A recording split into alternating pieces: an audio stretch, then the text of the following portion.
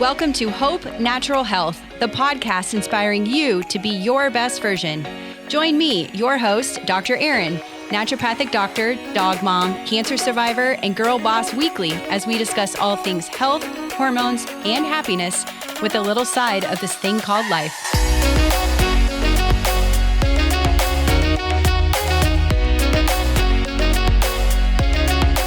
Welcome back to a new episode of the Hope Natural Health podcast. Last week, we talked about how we can prevent back pain with another special guest, Dr. Ryan Peebles. But I'm super excited to finally connect with Dr. Nathan today.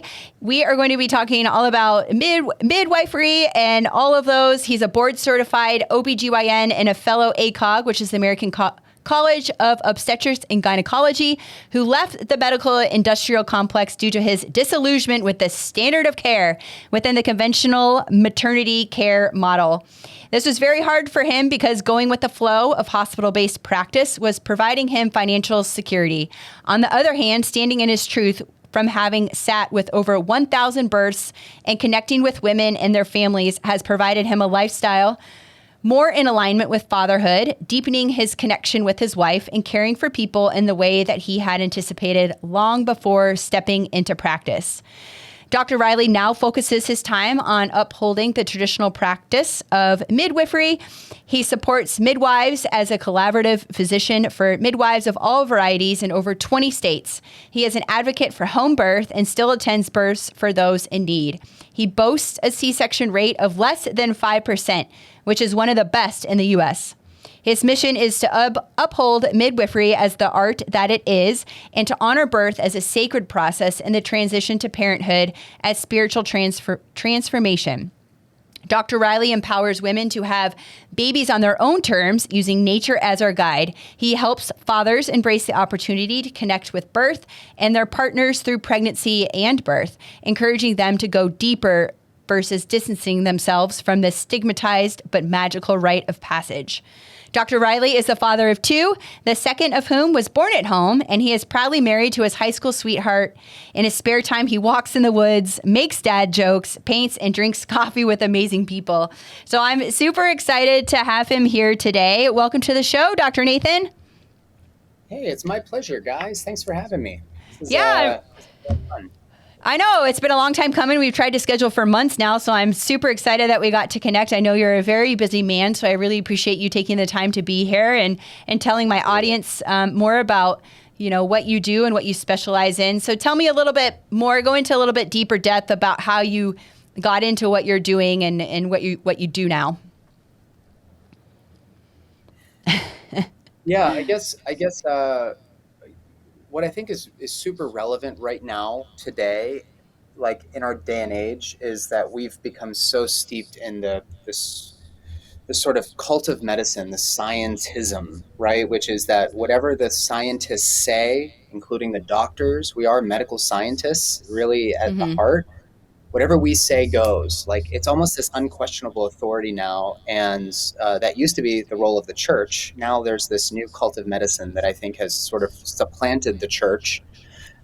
In some ways that's good, for a variety of reasons. On the other hand, to have an unquestionable authority telling you to do anything is, I think it has its downfalls, right? It's sort of a sharp edge to that. So when I was in training, being a very kind of right brain thinker, being a very creative type, being a very thoughtful person, being very much willing to pursue like love and joy in addition to just reducing the whole experience of human experience down to like lab values and whatnot, I found this conflict, and it wasn't serving me to see pregnancy or birth as a medical procedure anymore, and I just couldn't keep doing that. So I found myself kind of doing some deep inner work and realizing that I needed to step out of this in order to serve people in my family and myself a lot better. Oh, awesome. Can you talk about how, you advocate for home birth and you still attend births for those in need, obviously, if there's like something major going on, but how did you get the C-section rate of less than 5%? That's pretty cool. It's really, if you consider our national average is between 30 and 40%, and this is kind of a growing trend now around the world, to have boasted a C-section rate that's very low. And this is like since residency. As soon as I stepped out of residency, I was determined to do as few of those things as possible because selfishly, I just didn't like being in the operating room. I hated Yeah. it. Yeah. It just felt so, you're looking at like a little window of skin, and that's what you're operating on, not the person behind the curtain. And with a C-section, they're awake the whole time. So, I would be assisting other surgeons, and they want to talk about their kids' basketball games or like who's going to win the Super Bowl. And it's like, this is birth. Like, what are we Yeah. doing? Oh, and I get it. They want to show just how casual they can do this fast surgery. Like, they're great surgeons. Don't get me wrong. But it started to detach me from the mystique of birth and the beauty of birth that I think I fell in love with at an early age, in medical school. So I was like, I sort of said, I came to the point where I had to realize that if I was going to call myself an expert in childbirth, I need to be more like the midwives. And some midwives, they don't have any option to do a C-section. They have all these other tips and tricks and tools that they can use to assess how the baby's doing. So I started learning from the midwives. I would never call myself a midwife, but I do think that traditional midwifery, as it's practiced, has been practiced for millennia, is probably holds the secrets as to how we get off this path towards maybe having someday 50% of babies coming by C-section nationally on average. Some countries boast those rates. I would like to not see that happen in the United States, but anyway, so to home birth is a kind of a separate monster because a lot of people have a perception that it's not safe because you don't have access to an operating room. Well, when you have access to an operating room, you tend to use the operating room. And people are so C-section, they can talk about their kid's baseball game while we're doing this incredibly very challenging surgery. So if you're in the home birth environment, you start to develop this idea that this person does not want to go to the hospital. They do not want a surgery necessarily. What can I do to help support their values and their beliefs? And so that's where expertise comes into play. What tools do I have at my disposal to help keep this person on path towards a vaginal birth, minimizing the recovery time, minimizing risk to themselves in this pregnancy or future pregnancies? And by embracing home birth and the traditional midwifery care model, it has made me a far better man, doctor, husband, you name it. It really has. It really helps to honor what this process is, which is not a medical procedure. It is a truly sacred transformation. There's a lot to birth that is not out in the media. Oh, yeah, I can imagine. Let's talk a little bit more about midwifery and what that, I guess, is that all encompassing of just basically you say you don't call yourself a midwife, but what constitutes midwifery in comparison to what you do and how that differs or complements conventional medicine? Well, midwifery, historically has always been on the terms of the person that we're here to serve. When you walk into a hospital, there's this presumption now that I'm the captain of the ship as the doctor. And when you walk into someone's house, you don't just like walk in with muddy shoes and put your feet up on the couch. You're actually very respectful of their space. So at the heart of midwifery is that it is truly patient-centered care. Or I should say client-centered care, because you're not sick just because you're pregnant. But that's like the first misnomer within the medical system. You are automatically seen as a sick person that requires the support of an OB-GYN if you're pregnant. And the OB-GYNs have two specialties, surgery and sickness. If you don't need surgery and you're not sick, what are you doing in a hospital?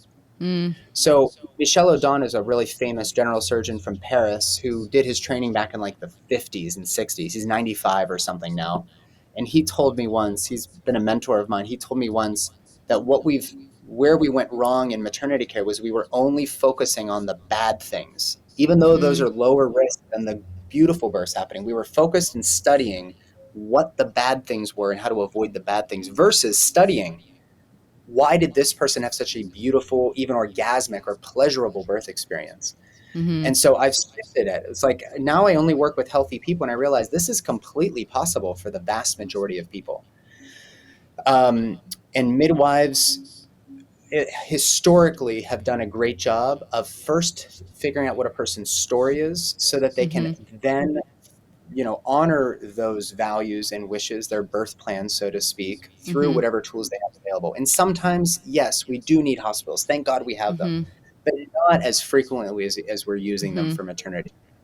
So for me, it was a little bit of a deconditioning process and really sitting with midwifery and what this honorable tradition can teach me helped decondition me from the idea that you're a sick person needing my support versus I'm here if you need me. How can I be of assistance on Right. your terms?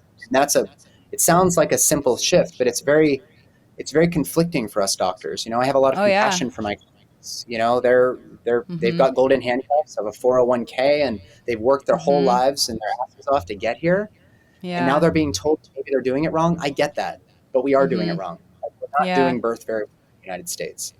Yeah, absolutely. So I know that I have a lot of patients that, or, I see on social media, it's like, oh, has anyone considered a home birth, et cetera. So why should a woman consider a home birth versus a C-section? I kind of know the answer, but let's talk about it for those that might be on the fence, or even just a hospital birth. It doesn't have to be a Hospital. C-section. Like they could give vaginal births in the hospital, but they're still in the hospital rather than at the Yeah. home. Well, Doc, do you have children, by the way? I don't. Okay, so close your eyes and imagine if you were going to have a baby, and Mm-hmm. your producer can do this as well. Close your eyes and imagine I'm attending a birth. My baby girl or baby boy is coming into the world. What do I want that environment to feel like? What do I want to be Mm-hmm. tasting? How do I want to be spoken to? What sounds am I hearing? What textures are on my skin, if anything? Maybe I'm totally naked. Maybe you're in a Mm-hmm. bathtub. Maybe you're listening to your favorite music. There's candles lit. Whatever. Just imagine what that experience is for the baby coming into the world. Mm-hmm. It could be soft lighting, it could be soft music, it could be just the smell and the sound of their parents' voices, which they've heard muffled versions of from inside the Mm-hmm. uterus, and now they're there and they're hearing you, they're smelling you, they're connecting to you, they're actually chemically bonded to you through the love Mm-hmm. chemical oxytocin, which comes from the brain. It's an endogenous neurotransmittal hormone that just does these beautiful things, everything from ejaculation to milk letdown and fetal ejection reflex.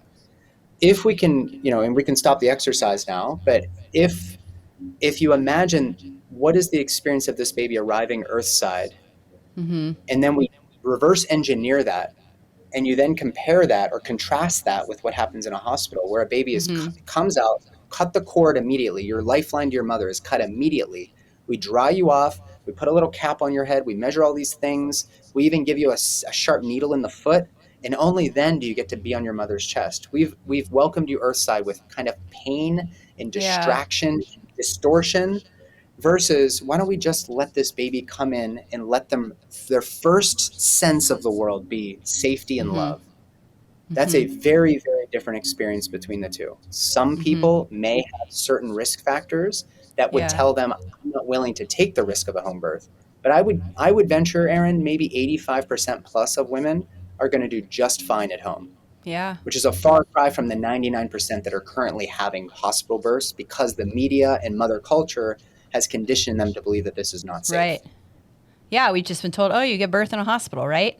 And if you That's give just how birth it at goes. home, it's weird. Why are you giving birth at home? You Yeah, don't give you're a birth at home. weirdo. You're such a weirdo. Like, how irresponsible, how misinformed. When I was in the hospital system, many of my supervising doctors, the attendings, they would treat it, and even my senior residents, they would treat people who came in, like, let's say they were trying for a home birth and then they were transferred to the hospital because the midwife was responsibly, trying to do their best for them, asking them the right Mm-hmm. questions, giving them the information. And they said, I feel Mm-hmm. better in the hospital. Great, let's go to the hospital.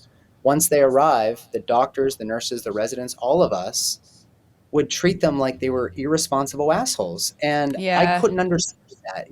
Over time, midwives have been characterized, and this is a part of the wresting of maternity care from midwives traditionally Mm-hmm. to the Rockefeller medical system. I mean, we'll just leave it Right. at that. That's a story there. But if we could characterize the midwives who had the market share of births, even up Mm-hmm. until about the turn of the 20th century, if we could characterize them as lazy, dumb housewives that don't have anything else to Mm-hmm. do and they're dirty and they're causing infection and all that, then women are naturally going to want to put their money towards this brand new hospital thing.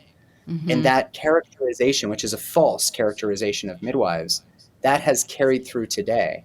Mm-hmm. So people presume that if you're going to have a home birth, that you're being irresponsible, that you don't know Mm-hmm. shit about birth, you didn't do your homework. Like, how Yeah. could you help this lady when they have doctors? Like, what is wrong with you? Like, this is what our Yeah. parents say. This is what our grandparents say. This is what our friends and our Instagram audience says. But the Mm-hmm. reality is, as an OB-GYN, I had a home birth, and it was the greatest moment of my life. We were laying in Yeah. bed with our little baby girl, Mm-hmm. naked in bed together, and our midwife team, everybody was downstairs. We were in bed moments after the birth. In fact, she came out Yeah. asleep after 2 hours of labor Aw. in doing breath work on our chest. Yeah. That's a very, very beautiful way for a baby to come into the world, knowing that I'm arriving into a world of love and light versus fear and Right. insecurity, which is what we kind of entrain Mm-hmm. with babies from day one of life in the hospital, in my Yeah. opinion. No, I mean, I agree. What are some of the risk factors that you mentioned that would not let you be able to do a home birth? If your baby's in like active distress, and we only know that from certain types of technologies like listening to the baby's heart rate, if the baby's heart Mm-hmm. rate's really low and it's not coming up, if we're going to try to get that baby out of there alive, you're probably going to need an operating room. Mm-hmm. But that is far and few between. And actually, what I just described, the baby being in quote distress, is more Mm-hmm. likely when we're intervening early on with induction, with fake oxytocin, oxytocin in our country, Mm-hmm. when we're putting our fingers in there over and over and over to quote Mm-hmm. check on the baby, we're introducing possible infection. All Mm-hmm. of those things lead to a cascade of interventions that does sometimes demand an OR. But in the home Mm-hmm. environment, we're very rarely, if ever, doing cervical exams. I almost never do them unless I'm concerned about something. That's just one example. Mm-hmm. Uh, but barring the baby doing well and then suddenly not doing well, Mm. which could be a reason to transfer. If you, let's say, were entering pregnancy and you had as the mother, had some tremendous health concerns, like you are on medication for Mm-hmm. very poorly controlled diabetes, like insulin. That's not always the case, but sometimes if a person is really Mm-hmm. unhealthy, they haven't been caring for themselves through, I'm sure, many of your methods of Mm-hmm. utilizing nutrition and maybe dialing in some supplementation and getting adequate movement and sleep, and you're Mm-hmm. getting your adrenal health on board. If you're not doing all of those things, you might end up with gestational diabetes, which can Mm-hmm. get really, really bad. Your baby can actually have issues. Your placenta can poop out. Very, very bad hypertensive disorders can be a reason for us to be concerned. There are certain conditions like Yeah. um, cholestasis, Mm-hmm. which is when you have a blocking up in the liver. There are certain things that can predispose Okay. you to that, Yeah. but those are far and few between. Those are far and few Mm-hmm. between. Now, since I'm fairly new to this as well and don't have children, what do women typically go to their conventional OB and in the office for their checkups and then have the midwife on the side, or can the midwife take the place of the doctor's office, like the OB office? Yeah, usually you have to pick. Oh, okay. Sometimes people will use their insurance to go and see their OB frequently, and then they're Mm-hmm. also hiring a midwife. But Okay. midwives are almost entirely paid out of pocket. Sometimes you get Right. reimbursement from your insurance. There are models around the world. I think Denmark was the most recent one that it may not be like this anymore, but they used to sort of be like when you establish your prenatal care, you can pick, do Mm-hmm. you want a midwife or do you want an Mm-hmm. OB? And they kind Mm-hmm. of give you these options and you Oh, jump on one nice. of those paths, and they're very respectful of that. Here in the United States, a lot of midwives in certain states have to work underground, unlicensed, because people Mm-hmm. are determined not to be in the hospital, but the state Yeah. doesn't recognize the authority of midwives to practice what they've trained to do. So the exception to that is, let's say COVID happens and you've heard that, Mm-hmm. some crazy stuff happening in the hospital, swabbing during contractions and babies being taken away Mm. because mom or dad tests positive for COVID. Then you might decide to have a home birth at the last minute, which is what my wife Mm-hmm. and I did in our Mm. second birth, both of which were right around COVID. The first was immediately before COVID happened, and then the second was like right in the dead center of COVID. So my wife was hearing horror stories, and she was like, you know what, Yeah. let's screw this. Let's just have a home birth. And at 35 weeks, we decided to shift to the Mm-hmm. other side, to the dark side, so to speak. The dark side, right?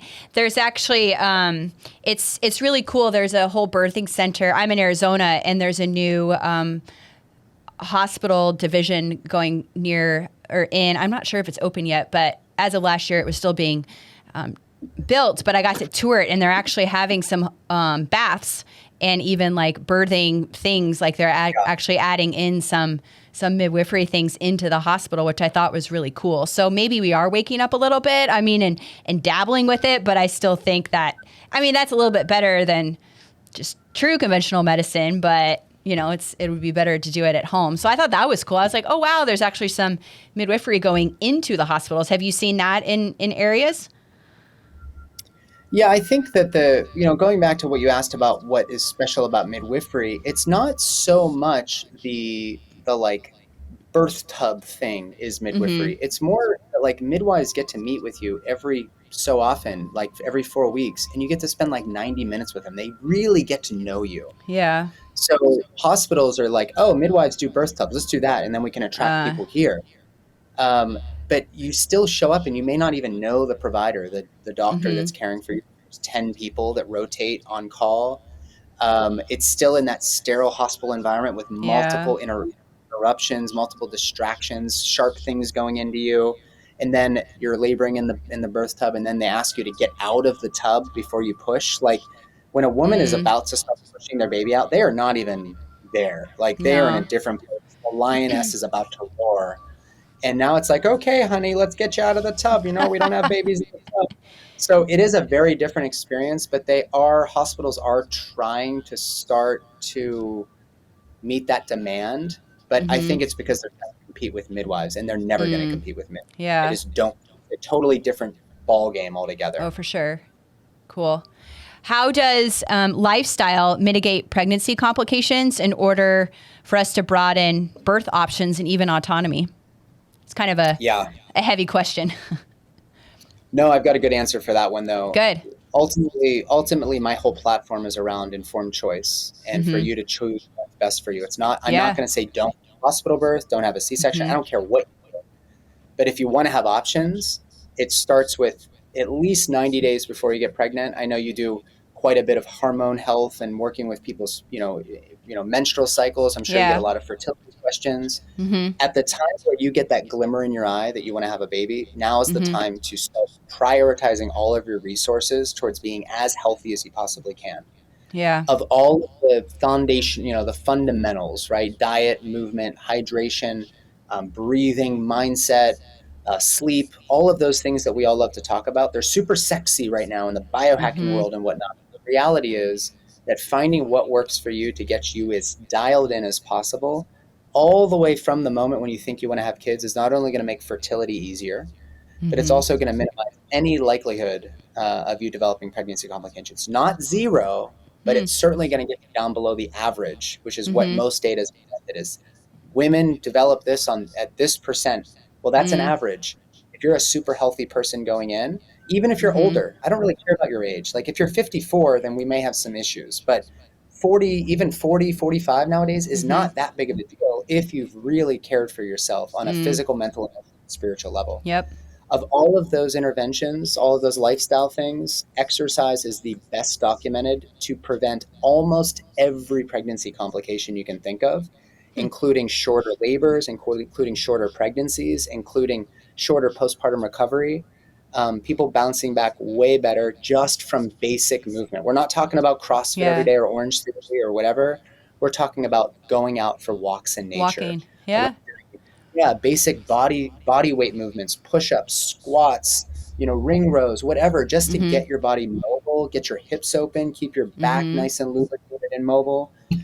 Flexibility is a big thing. Doing some very, very basic things are in just physical exercise alone. Forget about organ meats and all this other stuff. That's also a part of what I do. But man, just moving, just regularly moving is so good for your pregnancy. And ultimately, if you don't develop those complications, then you're not going to end up in a position where your midwife is going to feel uncomfortable attending to you at home because they're worried about their own liability. So if you want all of the options, that's true autonomy. Take care of yourself. Take some responsibility for what's going on in your body. Yeah, and it's not even just for the mom; it's for the baby, right? Yeah. Yeah. The baby's going to get nutrition no matter what. They're going to strip it from your nervous system, from your endocrine system, from your bone marrow. You're going to end up feeling like your life force is being stripped at the expense of that baby. So adding in all of the extra is actually going to be super helpful. I see in clinically, like I see, I don't want to say like the worst moms, but like the most deficient moms are the ones that have had multiple kids. And I tell them, and I make a joke, and I'm like, your kids suck the life out of you, like literally. I'm like, we have to replete you. Like you're so deficient and no wonder you feel like crap. So if you can take care of yourself before that and during, like I love seeing the moms or the pregnant moms at the gym. I love it. I'm like, yes, you rock that. Like, who cares? This is good for you. It's good for baby. So that's really cool. I appreciate that. Yeah. I'm going to ask one final question. One question I ask all my podcasts, and we'll wrap this up. But what would be your best or favorite health tip?